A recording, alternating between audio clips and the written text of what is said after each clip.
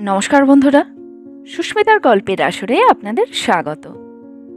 আশা করি আপনারা সকলেই ভালো আছেন। আমি আজকে পড়ে শোনাচ্ছি শ্রীমতী আশাপূর্ণা দেবীর লেখা একটি ছোট গল্প, জল আর আগুন। বন্ধুরা, গল্পটা যদি ভালো লাগে প্লিজ প্লিজ প্লিজ গল্পটাতে একটা লাইক অবশ্যই করতে ভুলবেন না। তো চলুন শুরু করি আজকের গল্প। শ্রীমতী আশাপূর্ণা দেবীর লেখা জল আর আগুন।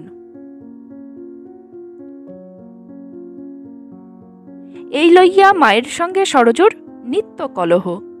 শোকের অত বাড়াবাড়ি তাহার অসহ্য লাগে। মেয়ে বিধবা হইল বলিয়া বিমলা নিজে সধবা মানুষ বিধবার আচার পালন করিতে চায় কোন হিসাবে? মেয়ে তো কারোর বিধবা হয় না, সরজু রাগিয়া বলে। তোমারই এই নতুন হলো, অনাসৃষ্টি আদিক্ষেতা দেখলে গা জ্বালা করে। মেয়ে হইয়া মায়ের মুখে মুখে এমন কটু কথা শুনাইয়া দেওয়া খুব সঙ্গত না হইলেও বাড়াবাড়ি বিমলার সত্যিই আছে। অল্প বয়সের মেয়ের বিধবা হওয়া অল্প শোকের ব্যাপার নহে, কিন্তু তাহার সঙ্গে সে যে পানও ছাড়িবে, নিরামিষও ধরিবে, শাড়ি পরিতে চাহিবে না, আলতা সিঁদুর দিতে গেলে কাঁদিয়া হাট বাঁধাইবে, এই বা কেমন কথা? মুখটা সরজুর বরাবরই আলগা। রাগিলে গুরুজন বলিয়া কিছু রাখিয়া ঢাকিয়া বলিতে জানে না। বলে, জামাইমূলে মানুষ যে হবিষ্যি করে এই প্রথম দেখছি। খুব যা হোক কীর্তি রাখা কাজটা করছো, তা বসে বসে সেই ভালো মানুষের ছেলেটার অকল্যাণগুলো নাই করলে চোখে সহ্য হয় না বাবু। ভালো মানুষের ছেলেটা অর্থে সরজুর বাবা জিতেন। এক সৃষ্টি ছাড়া দেশে পড়িয়া থাকে, সামান্য কয়েকটি টাকার বন্ধনে। বৎসরান্তে একবার বাড়ি আসা, তাও কদাচিৎ ঘটিয়া ওঠে। খেয়ার করিয়া তো সামান্য নয়। মেয়ের মুখের কাছে বিমলা দাঁড়াইতে পারে না, চুপ করিয়া থাকে। নিজের কীর্তি রাখা কীর্তি গোপন করিতে পারিলেই যেন বাঁচে। তবু সরজুর এই শ্রীহীন শয্যাহীন মূর্তি চোখের সামনে রাখিয়া চুলে চিরুনিটাও দিতে তাহার বাধে। মাছের ঝোলের বাটি লইয়া খাইতে বসেই বা কোন প্রাণে?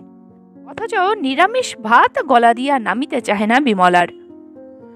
তখনও শেষের ভাত কয়টি লইয়া নাড়াচাড়া করিতেছে দেখিয়া সরজু খানিকটা কুলের আচার আনিয়া পাতে ফেলিয়া দিয়া তীব্রস্বরে কহিল, ফের যদি তুমি এই ছাই পাশ খেতে আসবে মা, ভালো হবে না বলে দিচ্ছি।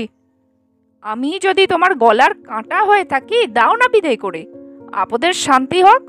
শ্বশুরের ভিটেখানা তো আমার সঙ্গে চিতেই ওঠেনি, বেশ থাকবো গিয়ে। বিমলা বাম হাতে চোখের জল মুছিয়া কাতর স্বরে বলে, তুই আমার আপদ, কথাগুলো মুখ দিয়ে বার করিস কি করে সরো? তা বই আবার কি, আমার জন্য তোমার খাওয়া ঘুচলো, পড়া ঘুচলো, দিনে রাতে স্বস্তি নেই, আপদ কাকে বলে আর? বলিয়া ভিজা চুলের রাশ পিঠের উপর ছড়াইয়া সরজু রৌদ্রে পিঠ দিয়া পা মেলিয়া বসে। উঠানের দুয়ার ঠেলিয়া চৌধুরী গিন্নি আসিয়া দাঁড়াইলেন, নাতি কোলে করিয়া। ছেলেটাকে কোল হইতে নামাইয়া হাসিয়া কহিলেন, মায়ে চিয়ে কি হচ্ছে গো, ঝগড়া? ভদ্রমহিলাকে সরজু দেখিতে পারে না আদৌ, কিন্তু মানাইয়া চলা চাই তো। কথার উত্তর না দেওয়াই বা কেমন হয়? মুখ টিপিয়া হাসিয়া বলে, ঝগড়া কি দুঃখে হতে যাবে, হচ্ছে শাসন। শাসন? পৃষ্ঠবল বাড়িয়া যাওয়াতে বিমলার মুখ খুলে নিঃশ্বাস ফেলিয়া বলে, 24 ঘন্টাই ওই হচ্ছে। মেয়ের শাসনে আমি তো দিদি চোর হয়ে রয়েছি। ঘরের কথা পরের কাছে বিশদভাবে বলা সরজুর দুই চক্ষের বিষ। কথাটা ফিরাইবার চেষ্টায় ছোট ছেলেটাকে লইয়া টানাটানি করিতে থাকে কাঁদাইবার ফিকিরে। কিন্তু অপরের ঘরের কথার মতো উপাদেয় বস্তু পরের পক্ষে অল্পই আছে। কাজেই উক্ত বস্তুর আঘ্রাণ পাইয়া চৌধুরী গিন্নির হৃষ্ট চিত্তে গুছাইয়া বসিয়া সুস্মিত কণ্ঠে প্রশ্ন করেন, কেন লা, মাকে এত শাসন কিসের? সরবালা, কিরে? ভারী বিরক্ত হয় সরজু, গম্ভীরভাবে বলে, না বিশেষ কিছু নয়, আমার ভালো মানুষ বাবাটির দফা নিকেশের চেষ্টায় উঠে পড়ে লেগেছেন বলেই বাধ্য হয়ে দু কথা বলতে হয়। দেখলে দিদি কথার ছিরি, মেয়ের যা মুখে আসবে তাই বলবে। বিমলা আশান্বিত দৃষ্টিতে তাকায় যেন সুবিচারের প্রার্থনায়। এক নজর বিমলার পাতের পানে তীক্ষ্ণ দৃষ্টি ফেলিয়া চৌধুরীগিন্নি দুই চোখ কপালে তোলেন। আলো চালের ভাত কেন রে মেজো বউ? আঁশ হেসেলে বুঝি খাস না আর? আহা, মরে যাই, মুখে কি রোচে? কপালের গেরো, তাতেই তো মেয়ে বকছে। তা বকবে বই কি, বড় হয়েছে, বোধশোধ হয়েছে তো। আপনার কপাল পুড়িয়ে খেয়ে বসে থাকলো, এখন বাপ ভাইয়ের করলেন নকরলেন তো দেখা দরকার। ফেলার মা আমায় বলছিল কাল, চুলটা শুদ্ধ আর বাদিস নে নাকি, নুরুন পেরে ধুতি সার করেছিস। বোঝা গেল লোক মুখে বার্তা পাইয়াই তিনি সঠিক তদন্ত করিতে আসিয়াছেন।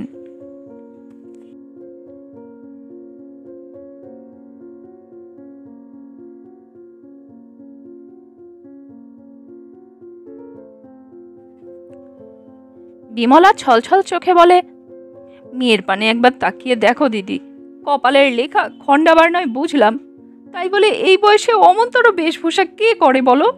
মা বাপের বুকের উপর মা হয়ে আমি কোন প্রাণে? কথাটা মিথ্যা নহে। সরজুর বয়সের মেয়ে কেহ কখনো স্বামী যাইতে না যাইতেই সাদা থান ধরে না। মোটা ময়লা একটা সেমিজের উপর আধ ময়লা সাদা থান, অঙ্গে অলঙ্কারের আভাস মাত্র নাই। লালিত্য লাবণ্য কোথায় যেন অন্তর্নিহিত হইয়া গিয়াছে। চাহিয়া দেখিয়া সতৃপ্ত স্নেহ ঢালা সুরে চৌধুরীগিন্নি উত্তর দেন, তা ভাই পারলেই ভালো। কথায় বলে ভগবানের মার দুনিয়ার বার, ওই করতেই থাকলো যখন, প্রথম থেকে অভ্যেস করা ভালো বই মন্দ নয়। গোবিন্দর মেয়েটা দেখো না, হাত ভর্তি সোনার চুড়ির গোছা, এতখানি চ্যাটালো পেড়ে শাড়ি পরনে, ভালো দেখায় কি? অতটা আবার ঠিক না, তবে হ্যাঁ, মায়ের প্রাণে দাগা লাগে বই কি। তা তুই বাছা খাওয়া দাওয়া নিষ্ঠা কাষ্টা করিস, খাসা করিস, ও হতচ্ছাড়া কাপড়খানা এখনই ধরিস নে মা, বলিয়া আঁচলের কোণটা তুলিয়া শুষ্ক চোখের কল্পিত অশ্রুটুকু ঘষিয়া ঘষিয়া মুছিতে থাকেন। সরজু ব্যঙ্গহাস্যে ঠোঁটটা ঈষৎ বাঁকাইয়া বলে, তবে কি পরব এতখানি চ্যাটালো পেড়ে শাড়ি? উপহাসটা চৌধুরীগিন্নি বুঝিতে পারেন কিনা বুঝিতে দেন না, অন্য কথার অবতারণা করেন। বলেন, জিতু ঠাকুরপো চিঠিপত্র দেয়নি মেজবউ? ওই একবারও তো এলো না। কি জানি মনকে কেমন করে বুঝিয়ে রাখতে পারে মানুষে। এই কাণ্ডখানা ঘটে গেল, তোর বাপের কথা বলছি সর, বলিয়া সরজুর নিকট সায় পাইবার আশাতেই বোধ করি সাগ্রহে তাকান। কন্যার বিবাহ দিয়া জিতেন গত ফাল্গুনেই, সেই যে গিয়াছে এ যাবৎ আর আসে নাই। নিদারুণ সংবাদ পাইয়া হা হুতাশ, অদৃষ্টকে ধিক্কার দেওয়া ইত্যাদি যাহা করিবার সবই করিয়াছেন পত্র মারফত। তবে আশার কথা স্বতন্ত্র। পতি বিয়োগ বিধুরা কন্যাকে সান্ত্বনা দিতে না আসিলে, যদি বা চলে, চাকুরি গেলে একদিনও চলিবে না। সরজু উঠিয়া দাঁড়াইয়া চুলগুলো জড়াইতে জড়াইতে বলে, পান দেব জেঠিমা? পান? তা দিবি তো দুটো দে, একটু দোক্তাও অমনি আনিস মা। হ্যাঁ, ননি বলছিল খবরের কাগজে নাকি লিখেছে, কি ছাই নামটাও মনে থাকে না, তোর বাবা যেখানে থাকেলো ভয়ানক নাকি কলেরা হচ্ছে, যাকে ধরছে আর রাখছে না, মরে মরে দেশ উজাড় হয়ে গেল। শুনে তো ভেবে মরি, ভয়ে হাত পা ঠক ঠক করে কাঁপতে লাগলো। চিঠিপত্র ঠিক মতো আসছে তো জিতু ঠাকুরপোর? মা দুর্গা ভালো রাখুন। আহা, বিমলার বুদ্ধি হয়তো তেমন ধারালো নয়, কিন্তু সরজু জানে কথাটা সর্বৈব মিথ্যা। এ চৌধুরীগিন্নির এক প্রকার চিত্তবিলাস, মিথ্যা ভয়ের সৃষ্টি করিয়া করুণা বিগলিত সহানুভূতি প্রকাশ করা। রোগী দেখিতে আসার ছলে তাহারই শিয়রের গোড়ায় বসিয়া বসিয়া বর্ণনা করিতে থাকেন উক্ত রোগ কিভাবে মারাত্মক মূর্তি ধরিয়া কতজনকে শেষ পর্যন্ত শেষ পরিণতির মুখে ঠেলিয়া লইয়া গিয়াছে, তাহারই কাল্পনিক ইতিবৃত্ত। চৌধুরীগিন্নি বলিয়া নয়, অনেকেরই এসব থাকে। হয়তো বিমলাও বোঝে মিথ্যা, তবু মনটা তাহার দমিয়া যায় নাকি, শঙ্কিত হয় না আপনার অন্যায় আচরণের জন্য? উঠিয়া গিয়া অলক্ষিতে যদি একতিল সিঁদুর ছোঁয়ায় সিঁথিতে, একাদশের দিন লুকাইয়া এক টুকরো মাছ ভাঙিয়া মুখে দেয়, বিশেষ দোষ দেওয়া যায় কি তাহাকে ভণ্ডামি বলিয়া? এমনি করিয়া দিন কাটিতে থাকে। সরজু ভাবে, দোহাই তোমাদের, এমন অহরহ আমার দুর্ভাগ্যের কথা করাইয়া দিয়া সহানুভূতি করিতে আসিও না তোমরা। দুই দণ্ডের জন্য যে আসিয়া আমাকে একেবারে মাটি করিয়া দিয়া গেল, তাহার জন্য কাঁদিয়া মাটি ভিজাইবার শখ আমার নাই। বেশ কাটাইব আমি বর্তমানের হালকা স্রোতে গা ভাসাইয়া, ভুলিব আমার অতীতের স্বপ্ন ভবিষ্যতের আশা। শুধু তোমাদের আহা উহুগুলো একটু কম খরচ করো। বিমলা ভাবে, সন্তান যে কি বস্তু তা তো বুঝলে না। চিরদিনের মতো ভাগ্যের মাথা খাইয়ে বসিয়া থাকিলে, সে সৌভাগ্য ঘটিলে বুঝিতে কেন বিমলার চোখের জল শুকায় না, কেন তাহার আহার নিদ্রা ঘুচিয়াছে। কিন্তু সর্বদা মতবিরোধ ঘটে বলিয়া অন্তরঙ্গতা কি কমিয়াছে নাকি? পাগল! তাই কি হয়? মনের কথা বিমলা বলিবে কাহার কাছে? স্বামী পর্যন্ত নাই যাহার। আপনার মনের মতো কথাই সে কহিতে জানে। বলে, তোর ছোট খুড়ির আক্কেলখানা দেখলি সরো? ছেলেপুলে নিয়ে ঘরে দৌড় দিয়ে শুতে গেল। চোখে তো দেখলো এই 1.5 মণ তেঁতুলের ঝোড়া নিয়ে বসলাম আমি। যেন 1.5 মণ তেঁতুল এই দণ্ডে কাটিয়া তোলার নিতান্তই প্রয়োজন পড়িয়াছে। বিমলা কাটিবেও সমস্তগুলা। সরজু আরেকখানা বটি সংগ্রহ করিয়া আনিয়া একপাশে বসিয়া পড়ে নিঃশব্দে। বিমলা ব্যস্ত হইয়া পড়ে, বলে, তোকে তো বলিনি বাছা, যা না একটু গড়িয়ে নিগে, সকাল থেকে খাটছিস। ছোট বউয়ের কথা বলছি, এতটুকু বাড়তি কাজে পাবার জো নেই। সরজু কি এখন ক্লান্ত হইয়া পড়িল নাকি? কথার উত্তর দেবার ইচ্ছা হয় না কেন তাহার? কণ্ঠস্বর কেন এমন ম্লান নিস্পৃহ? যাজ্ঞে মা, ছেলেগুলোকে নিয়ে না ঘুম পাড়ালে সারাদিন দস্যিপনা করবে তো। বাড়িটা তবু একটু ঠান্ডা হলো। ঠান্ডা গরম বুঝিবার ক্ষমতা বিমলার নাই। অসন্তোষ প্রকাশ করিয়া বলে, তুই তো তোর ছোট খুড়ির কোনো দোষই দেখিস না। ছেলে দুরন্ত বলে কি গেরস্ত বুঝবে? আহ, যেতে দাও না মা। গেরস্ত বলতে তো তুমি আর আমি। একটু না হয় বুঝলামই। ওই আশকারাতেই তো গেল আরো। অমন ধারা বেয়াক্কেলে মেয়ে মানুষ অন্য সংসারে যদি পড়তো, তাহলে অন্য সংসারে পড়িলে কি যে অশেষ দুর্গতি ঘটিত, তাহা স্পষ্ট করিয়া বলার বদলে কথার পিঠে ড্যাশ টানিয়া দিয়া অনুমানকে আরো বিস্তৃত করিবার সুযোগ দেয় বিমলা। কিন্তু সরজু আর কথার উত্তর দিবে না। কথা কথা কথা কথা কহিবার জন্য অজস্র সময় আছে, অজস্র সময় থাকিবে। শুধু যখন স্তব্ধ মধ্যাহ্নে দূর গাছের অন্তরালে ক্লান্ত করুণ ভঙ্গিতে ঘুঘু ডাকিতে থাকে, কার্নিশের পায়রাগুলো একটানা ছন্দে বৃথা বকিয়া মরে, তখন সময় সমুদ্রের নিস্তরঙ্গ গভীরতায় ডুবিয়া যাইতে চাহে সরজু। ভুলিয়া যাইতে চায় সরজু বলিয়া কেহ ছিল, আজও আছে, হয়তো সুদীর্ঘকাল থাকিবে। কিন্তু বিমলা কি ভুলিতে দিবে? মেয়ের গম্ভীর মুখ দেখিলেই তাহার প্রাণ কেমন করে। অন্যমনস্ক করিতে চায় নানা কথার অবতারণা করিয়া। রাত্রে বিছানায় শুইয়া মেয়ের সঙ্গে পরামর্শ করিতে চাহে বিমলা সাংসারিক ব্যবস্থার। পরামর্শ করে কাঁচা আমের আচার না করিয়া এবার মোরব্বা করিলে অধিকতর উপাদেয় হইবে কিনা।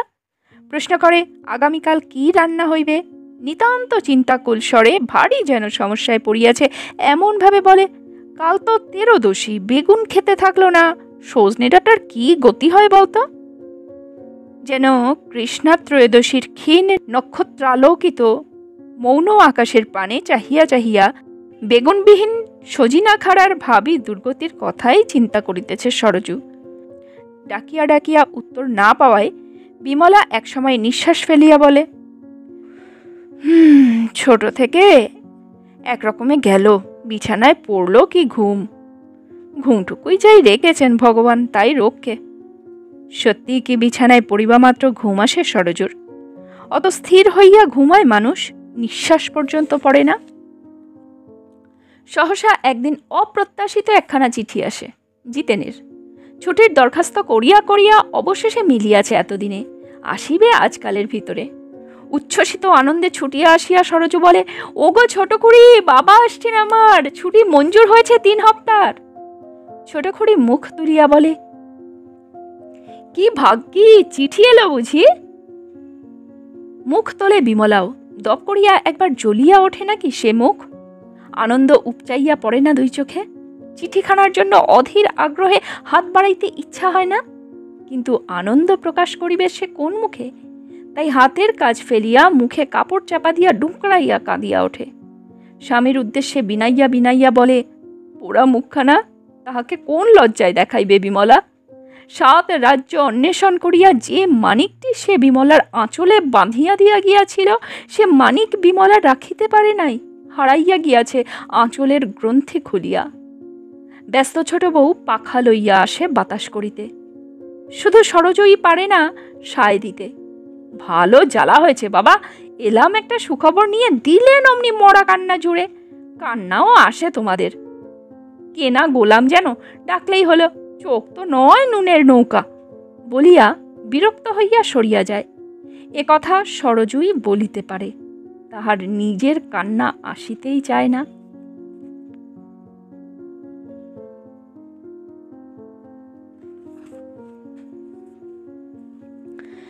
ভীত সংকুচিত জিতেন বাহির দুয়ারে দাঁড়াইয়া দাঁড়াইয়া নিতান্তই যখন সাহস সঞ্চয় করিয়া ঢুকিয়া পড়ে, সরোজও তখন রোয়াকে পা মেলিয়া বসিয়া দ্বাদশীর জলযোগ সারিতেছে।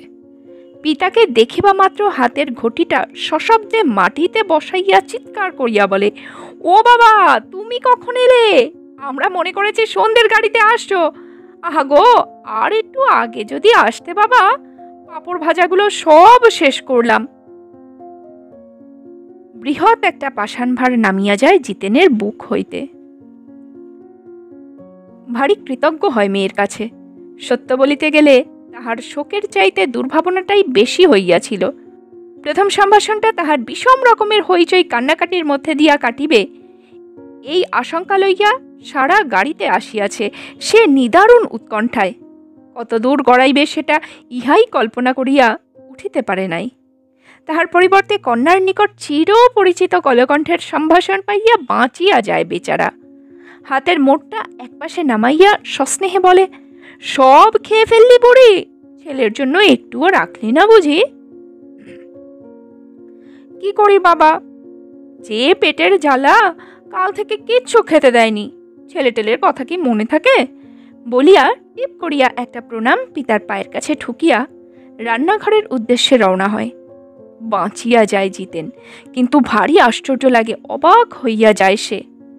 ছেলে মানুষের মতো এখনো সরোজু সারাদিন তাহার কাছে কাছে ফিরিবে, অনাবশ্যক অবান্তর সব প্রশ্ন করিবে, কি আনিয়াছে দেখিবার জন্য নিতান্ত আগ্রহ প্রকাশ করিবে, অনুযোগ করিবে অন্যান্য বারের মতো সে দেশের টাটকা ক্ষীরের পেড়া না আনায়, এতটা সে আশা করিতে পারে নাই।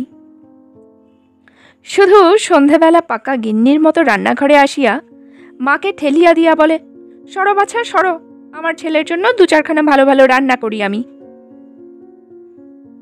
নিতান্তই হাসিয়া ফেলিতে হয় বিমলাকে। বলে, আর আমি বুঝি ছাই ছাই রাখবো তোমার আদুরে ছেলের জন্য? বিশ্বাস কি, পরের মেয়ে বই তো নও। আহা, মরে যাই, ভাত চড়ানো হয়েছে, কেন গা দুখানা গরম গরম লুচি ভেজে দিতে গতরে কুলোবে না বুঝি? হয়েছে, থাক, আমি যা পারি করছি, ওঠো ওঠো, ওঠো না শিগগিরি। অগত্যা হাত ধুইয়া উঠিয়া পড়ে বিমলা। অন্যমনস্কভাবে দাঁড়াইয়া থাকে দুয়ারের কাছে। সরোজু যেন ভারী রাগিয়া গিয়াছে। তাড়া দিয়া বলে, বসে বসে চোখ দিতে বলিনি বাবু, ওতে আমার কাজ খারাপ হয়, যাও পালাও। আমি আপন মনে করি। তবু বিমলা দাঁড়াইয়া থাকে কেমন যেন বোকার মতো। আপন মনে বকিতে থাকে সরোজু, বাবা, 2 বছর পরে কত কষ্টে মানুষটা বাড়ি এলো, তা বড় মানুষের মেয়ে দেমাকে কথাই কইছে না। মা, তোমার বাবা বুড়ো কি ছিল গা, নবাব না বাদশা? সেই থেকে আমার বাবাটি যে একলা বসে রয়েছে, তার কি? ছোট খুড়ি আর দিন পেল না বাপের বাড়ি যাবার, খোকারা বাড়ি থাকলেও দুটো কথা কয়ে বাঁচতেন। যাও না গো বড় মানুষের মেয়ে, গরিবের ছেলেকে শুধিয়ে এসো একবার, কি খাবেন রাত্রে, ভাত না লুচি? বিমলা কেমন অসহায় দৃষ্টিতে তাকায় মেয়ের মুখ পানে। বলে, তুই জেনে আয় না। আমি? ও বাবা, এত কাজ আমার এখন, নড়বার জো নেই। বলিয়া ভারী একটা মজার কথা মনে পড়িয়াছে এমনভাবে সহসা খিলখিল করিয়া হাসিয়া ওঠে।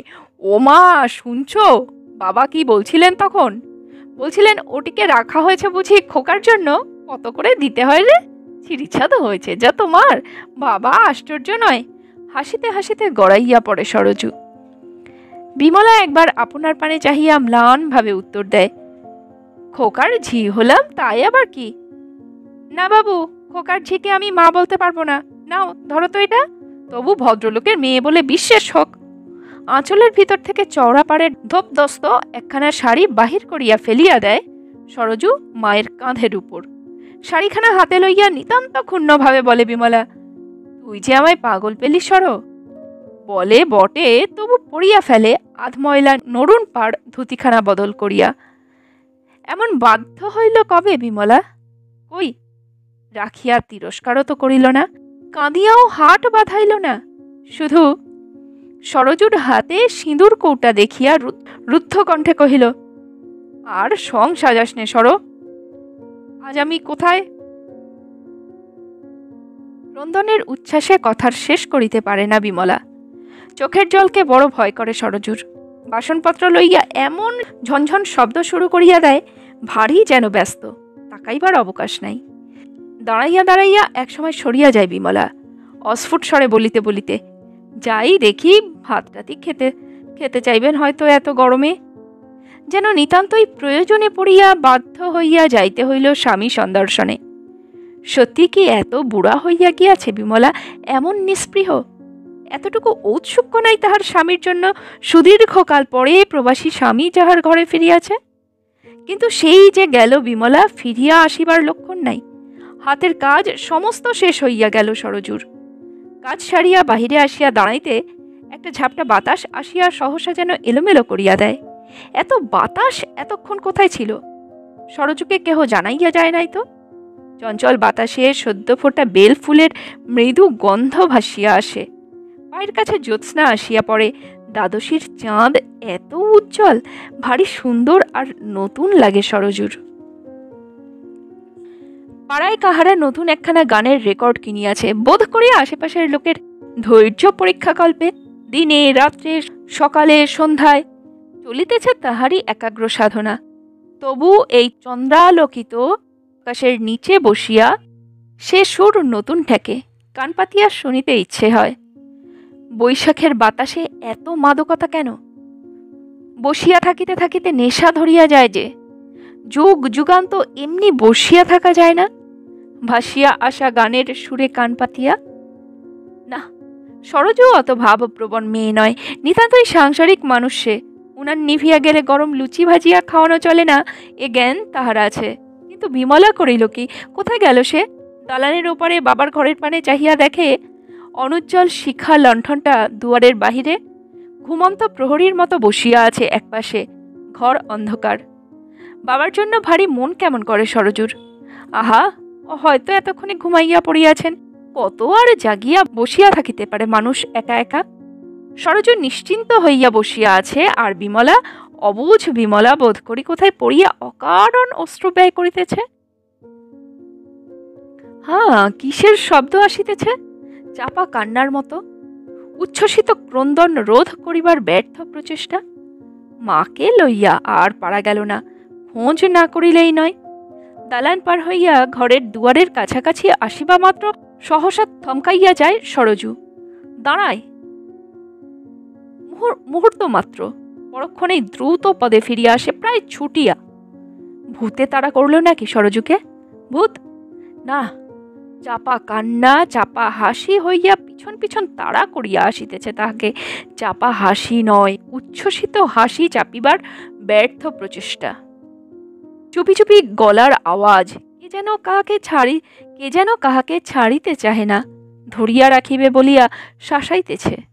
উত্তরে বুঝি শাসিত ব্যক্তি ছাড়াইয়া লইবার শৌখিন চেষ্টায় হাসিয়া সারা। এই স্বর কি সরজু চেনে? শুনিয়াছে কোনোদিন, কোনো সময়? বড় বেশি পরিচিত বলিয়া মনে হয় না। না না, সরজু চেনে না, কোনোদিনও শোনে নাই। অপরিচিত কণ্ঠস্বর ভয় দেখাইয়াছে সরজুকে, তাই বুঝি ছুটিয়া পালাইয়া আসিল ঊর্ধ্বশ্বাসে। কিন্তু সরজুর মতো হিসাবী মেয়ের কি ভুলিয়া যাওয়া উচিত ছিল? রান্নাঘরের কপাটের শিকল তুলিয়া দিয়া গিয়াছে। ধাক্কা লাগিয়া কপাল কাটিলে কাহার দোষ? আচ্ছা, এখন তো সরজু ইচ্ছা করিলেই কাঁদিয়া লইতে পারে খানিকটা। হাসিয়া হাসিয়া বড় বেশি ক্লান্ত হইয়াছে যে বেচারা। কাঁদিবার উপযুক্ত ভালো কারণ একটা তো পাওয়া গেল। কাটিয়া রক্ত পড়িলে কাঁদে না মানুষ, কিন্তু চোখের জল যাহার আসিতে চাহে না, তাহার উপায় কি? হাসিয়া ফেলা ছাড়া কি করিবে সে? এই মনে করিয়া হাসিতে থাকে সরজু। কপাল ভাঙিয়া গেলে অনায়াসে সহ্য করা যায়, অসহ্য হয় এতটুকু ধাক্কায়।